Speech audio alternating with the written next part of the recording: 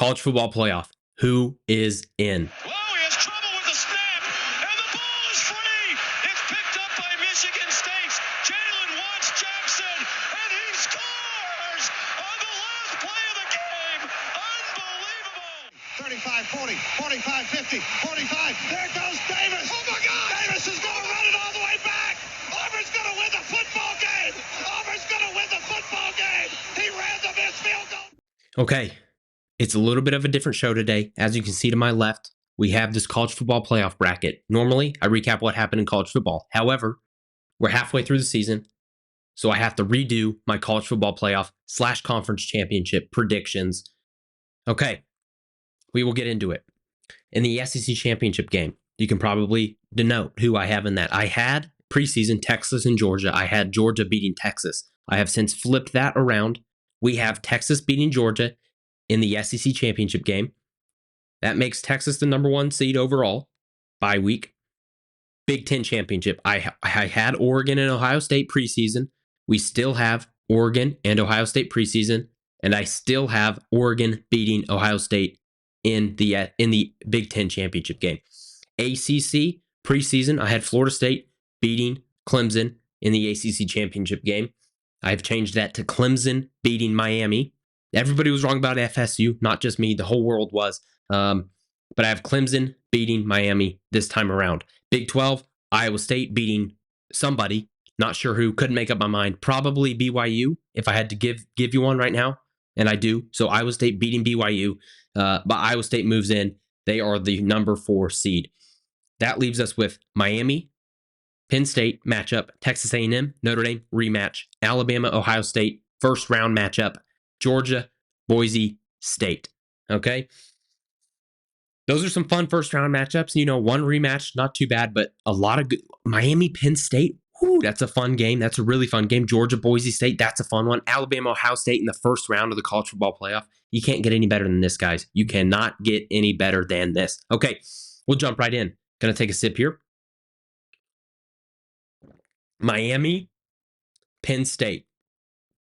Look, based on what I've seen from these teams the first half of the year, stylistically, I think Miami has the edge here. I think the Hurricanes have the edge. I think they have a little more firepower, both offensively and defensively. Haven't been uberly impressed with Penn State. Now I have them in the college football playoff because I think they're a solid football team. I'm not entirely sure. I don't think anybody is. But I think they're a solid football team, so you got to put them in here. This year, there's just a whole bunch of mixed bag football teams is the way I'm understanding, the way I'm looking at it. There's no teams that are separating themselves tremendously.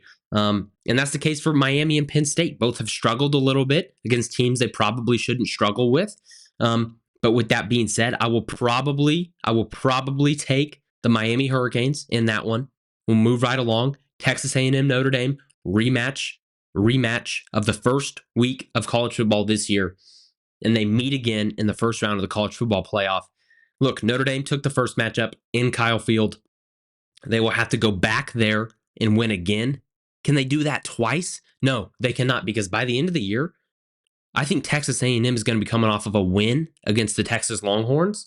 However, they will not be in the SEC championship game, but I think they will have won their last game against the eventual SEC champs, which will get them into the college football playoff here as the 7 seed, 8 seed, whatever seed that is, that they're going to be in the college football playoff regardless. Okay, so give me the Texas A&M Aggies to win against Notre Dame. Next game up, Alabama, Ohio State. First round, a lot of people were predicting this to be your national championship game. People were predicting this to be national championship game. Look, again, I would love to put an Indiana in here, a Pitt in here. However, I don't see it happening, guys. I don't see it happening. And so I got to put 2 juggernauts in here. As much as I don't want to put Alabama and Ohio State in the college football playoff, if I don't think they deserve it, they're going to deserve it at the end of this year. They're going to have 1 or 2 losses, and those losses are going to be against quality opponents, as we like to call them. Okay? So they're going to be in the college football playoff. It just happened so this year. They're going to be playing against each other. So you got the Crimson Tide, high potent offense.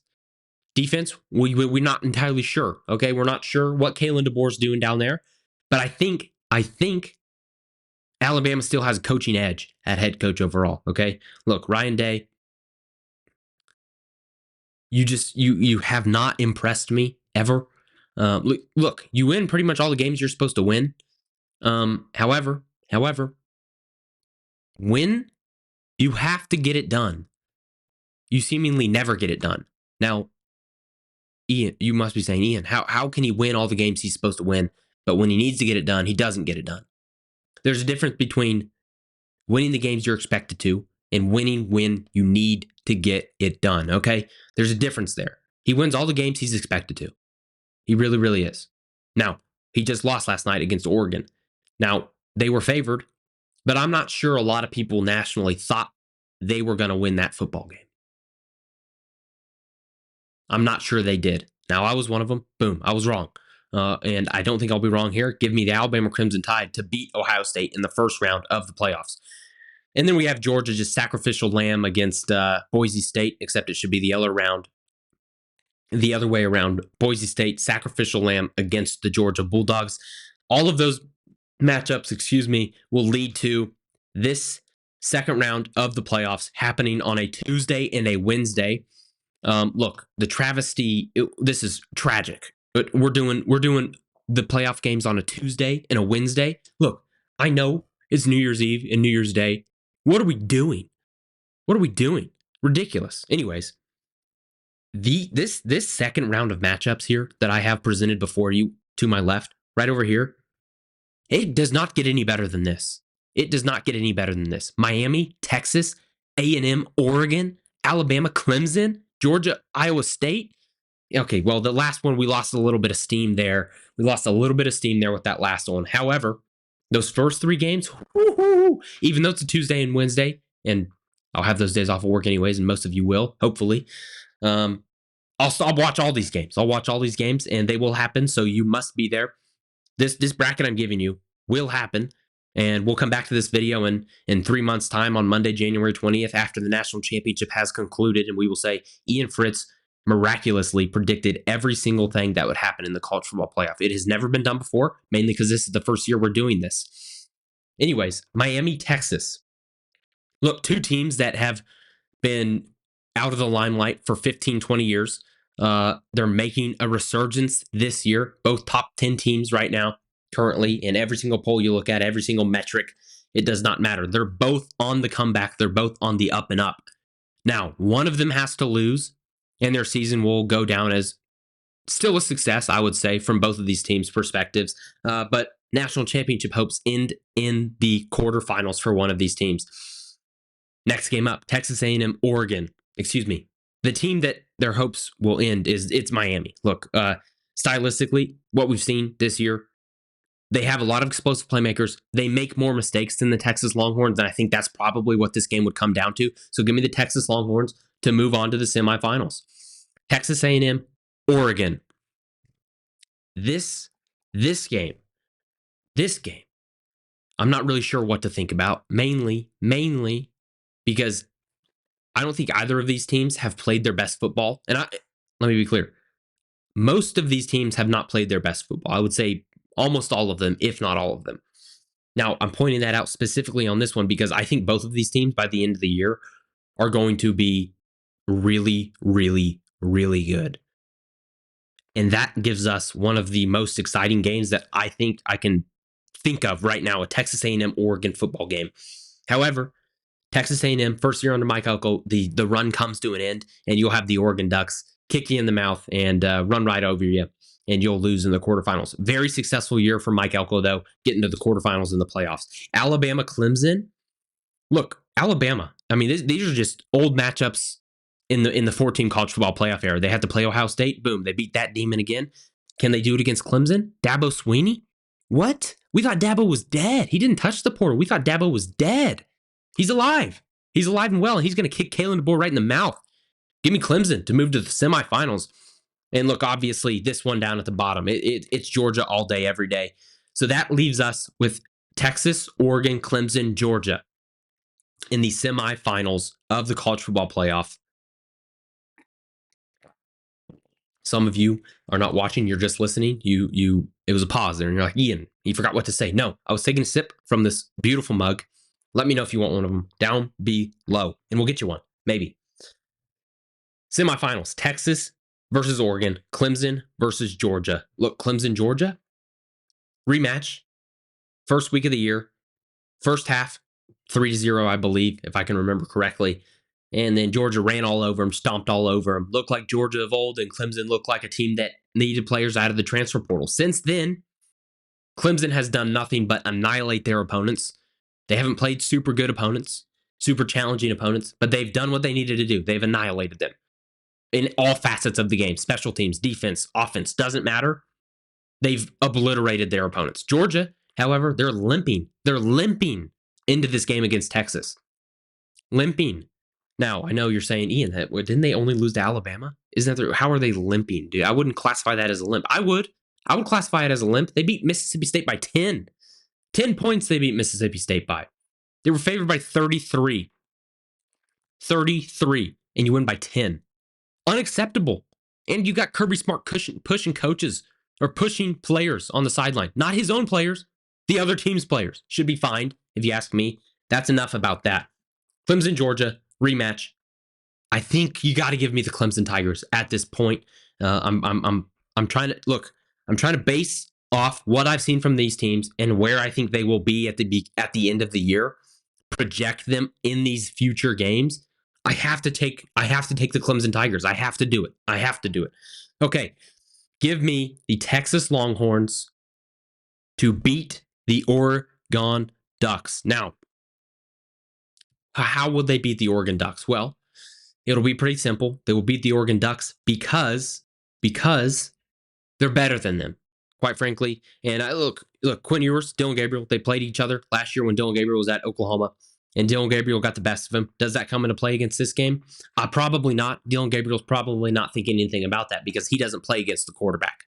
He plays against the defense, and that Texas defense has yet to allow any amount of points in any game they've played this year. And you're thinking, Ian, they have like 7 points allowed per game. That's my point. That is an amount of points, but it's not a lot.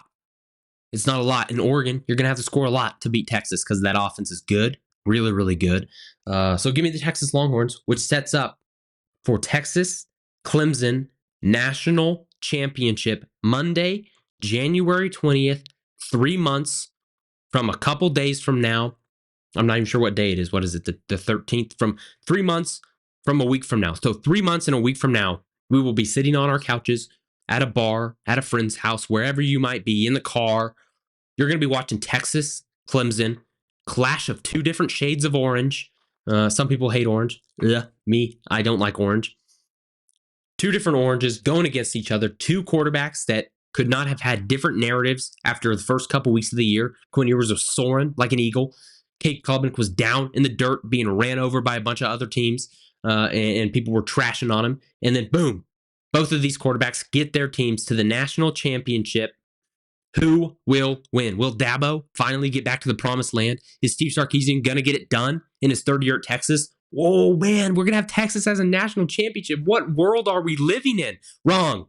Give me the Clemson Tigers to become your 2025 national championship team. From a loss in the first week against Georgia, boom, climb that mountain. They are your 2025 national champions.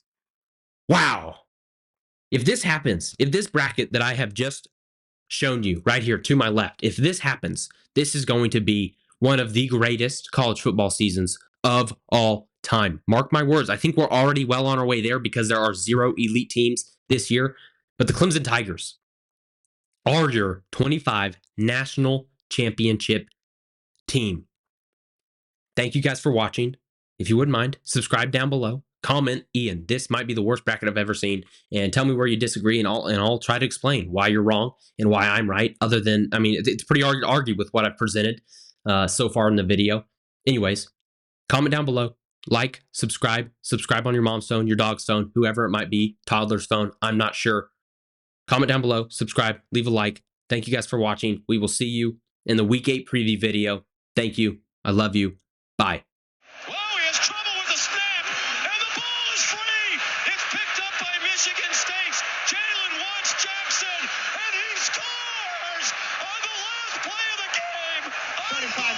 45, 50, 45. There it goes.